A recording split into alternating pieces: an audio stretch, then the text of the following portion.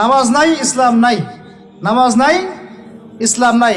নামাজ না পড়ে 14 বার জানাজার নামাজ পড়ালেও সে ব্যক্তি জান্নাতে যেতে পারবে না। বেনামাজি ব্যক্তি হাদিসের পরিভাষা তাকে কাফের বলা হচ্ছে। কি বলা হচ্ছে? তাহলে এখন কি করব? তওবা করে ফিরে এসে কাজা আদায় করার চেষ্টা করবো ইনশাআল্লাহ। এখন থেকে যেন কোনো নামাজ কাজা না হয় এবং ছুটে না যায়। আল্লাহ পাক যেন সেভাবে নামাজ পড়ার তৌফিক দান করেন। এবং নামাজ 4G 3G 5G হবে না, নামাজ ধীর স্থিরভাবে হবে। প্রত্যেকটা বিষয় উপলব্ধি করে সালাত আদায় করবো ইনশাআল্লাহ। আর নামাজের মধ্যে আমরা যা পড়ি এর অর্থগুলো বোঝার চেষ্টা করবো ইনশাআল্লাহ। ঠিক আছে ভাই? নামাজ দিয়ে শুরু হবে, দেন তলাবুল ইলম, ইলম অর্জন করবেন। এই ইলম নিয়ে কথা বলে শেষ করে দিব। ইলম অর্জন করবেন কি না? ইলম অর্জন করা মুস্তাহাব না নফল না সুন্নাহ?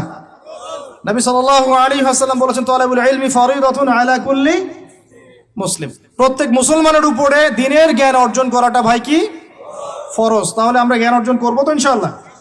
ডক্টর হতে বাধা নাই, ইঞ্জিনিয়ার হতে বাধা নাই, রাজনৈতিক নেতা হতেও কোনো বাধা নাই, অর্থনীতিবিদ হতে কোনো বাধা নাই, কিন্তু কোরআন সুন্নাহর শিক্ষা বিবর্জিত করে নয়।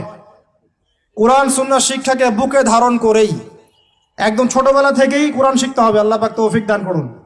আর কোরআন শিখতে হবে অনলাইন অফলাইনে অনেক কোর্স হয়, এগুলো করেন। অ্যাটলিস্ট কোরআন বোঝার জন্য যতটুকু আরবি দরকার, যতটুকু ভাষা জ্ঞান দরকার, ব্যাকরণ দরকার, এইটুকু অর্জন করেন। আমি আপনাকে মুফতি মুহাদ্দিস হতে বলছি না। পারবেন কিনা ভাই? পারা যাবে তো ইনশাআল্লাহ। আল্লাহ পাক তৌফিক এনায়েত করুন, বলি আমিন। কোরআনের ভাষার ভিতরে ঢুকতে না পারলে ভাই আপনি কোরআনের স্বাদ অনুভব করতে পারবেন না, স্বাদ অনুভব করতে পারবেন না। আল্লাহ বলছেন লাউ আনজালনা হাযাল কুরআন আলা জাবাল লা রাআইতাহু খাশিআম মুতাসাদ্দিআম মিন খাশিয়াতিল্লাহ। কোরআনকে তোমার সিনায় নাজিল না করে পাহাড়ে নাজিল করলে পাহাড় আল্লাহর ভয়ে নতজানু হয়ে যেত, থরথর করে কাঁপতো। তো সেই কোরআন আমরা তেলাওয়াত করে কখনো চোখ দিয়ে পানি বের হয় না? হয় না? বের হয় না? হয় না? কখনো হয় না। কারণ কোরআন পড়েও আমরা উপলব্ধি করতে পারি না, অর্থ জানি না। কোরআন পড়েও অর্থ বুঝি না বলেই কখনো চোখ দিয়ে পানি বের হচ্ছে না। দোয়াগুলো পড়ছি অর্থ বুঝি না বলেই দোয়ার মধ্যে স্বাদ আসে না, সেই নূর পাই না, সেই মারেফত অর্জিত হয় না। আর আস্তে আস্তে এই শিক্ষাগুলো থেকে আমাদেরকে সরিয়ে দেওয়া হচ্ছে। ব্যক্তিগত উদ্যোগে হোক, যেভাবে হোক, আপনাকে কোরআন শিখতেই হবে। এই তাগাদা আপনার, এই ফিকির আপনার। ইনশাআল্লাহ ফিকির আপনি করেন, রাস্তা আল্লাহ দেখাবেন ইনশাআল্লাহ। আল্লাহ পাক তৌফিক দান করুন। এর পাশাপাশি আল্লাহ ওয়ালাদের সাথে থাকবো, সুন্নাহ ভিত্তিক জীবনযাপন করবো ইনশাআল্লাহ। রাজি আছি তো ইনশাআল্লাহ? সবার চেহারায় দাড়ি থাকবে তো ইনশাআল্লাহ? প্যান্ট টাকনুর উপরে উঠবে তো ইনশাআল্লাহ? আমরা হারাম সম্পর্কগুলো ত্যাগ করতে পারবো তো ইনশাআল্লাহ? হালাল সম্পর্কে থাকবো তো ইনশাআল্লাহ? হালাল রিজিক খাবো তো ইনশাআল্লাহ?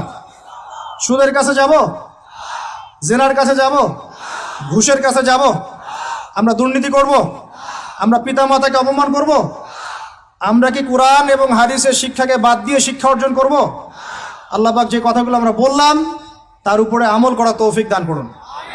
ওয়াল্লাহু শাহীদুন বাইনি ওয়া বাইনাকুম। ঠিক আছে?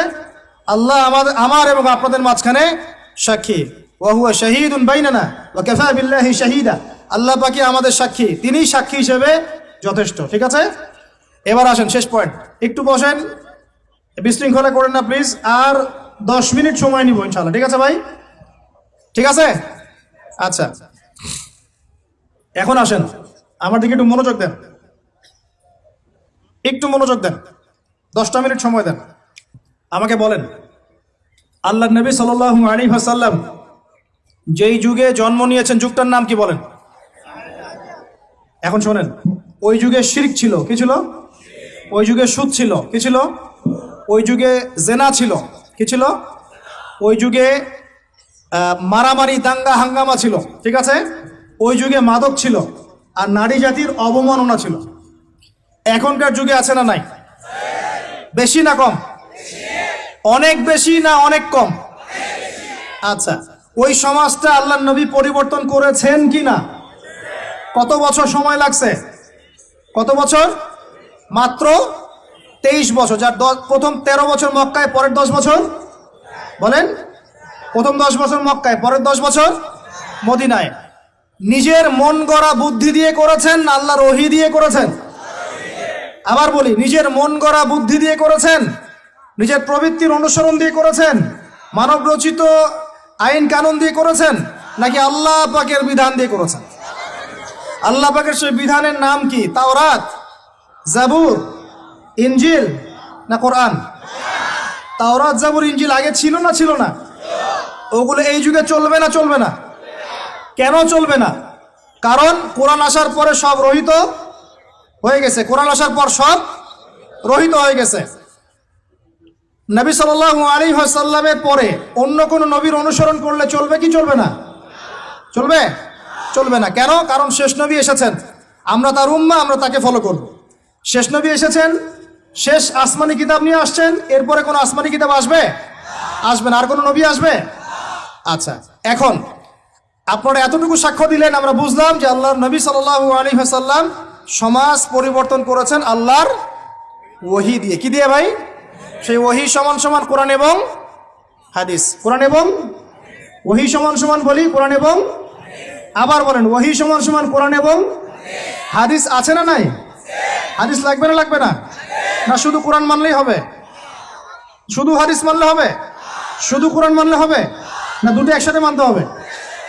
আচ্ছা, এবার আসেন, নবী সাল্লাল্লাহু আলাইহি ওয়াসাল্লাম কোরআন এবং হাদিস দিয়ে প্রথমে সাহাবীদেরকে শিখিয়েছেন না শেখান নাই? জ্ঞান শিখিয়েছেন কি না?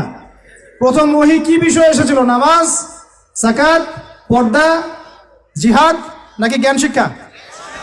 প্রথম ওহী কোনটা? ইকরা বিসমি রাব্বিকাল্লাযী। তাহলে প্রথম ওহী কি কেন্দ্রিক? রাজনীতি কেন্দ্রিক, অর্থনীতি কেন্দ্রিক না শিক্ষা কেন্দ্রিক? তাহলে প্রথম ওহী হচ্ছে শিক্ষা কেন্দ্রিক। ইকরা বিসমি রাব্বিকাল্লাযী খালাক। পড়ুন আপনার রবের নামে যিনি আপনাকে সৃষ্টি করেছেন। মানে পড়ুন আপনার রবের নামে যিনি আপনাকে, তার মানে শিক্ষা কাকে বলে? শিক্ষা তাকে বলে যা আমাকে রব চেনাবে। আবার বলেন, শিক্ষা কাকে বলে? যা আমাকে, রব্বিকাল্লাযী খালাক, ইকরা বিসমি রব্বিকাল্লাযী খালাক। পড়ুন আপনার সেই রবের নামে যিনি আপনাকে সৃষ্টি করেছেন। তাহলে শিক্ষা কাকে বলে? যা আমাকে আমার রব চেনাবে। তাহলে যে শিক্ষা আমাকে রব থেকে দূরে সরায় সেটা কি? যে শিক্ষাটা আমাকে আমার রব থেকে দূরে সরায় সেটা কি? সুশিক্ষা না কুশিক্ষা? সুশিক্ষা না কুশিক্ষা? আরো আসতে বলেন, সুশিক্ষা না কুশিক্ষা? যে শিক্ষা আমাদেরকে রব থেকে দূরে সরায় সেটা কি সুশিক্ষা না কুশিক্ষা? আর যে শিক্ষা আমাদেরকে রবের কাছাকাছি নিয়ে যায় সেটার নাম কি? সুশিক্ষা। নবী সাল্লাল্লাহু আলাইহি ওয়াসাল্লাম সমাজ পরিবর্তন করেছেন কোন শিক্ষা দিয়ে? সুশিক্ষা না কুশিক্ষা? আচ্ছা, এবার তিনি সাহাবীদেরকে এটা শিক্ষা দিলেন। একই সাথে তিনি কি শুধু শিক্ষাই দিয়েছেন না আমল করে দেখিয়েছেন? শুধু বলেই গেছেন না আমল করে দেখিয়েছেন? আচ্ছা, তিনি কি শুধু বাহ্যিক শিক্ষাই দিয়েছেন না কলবটাকেও পরিবর্তন করেছেন?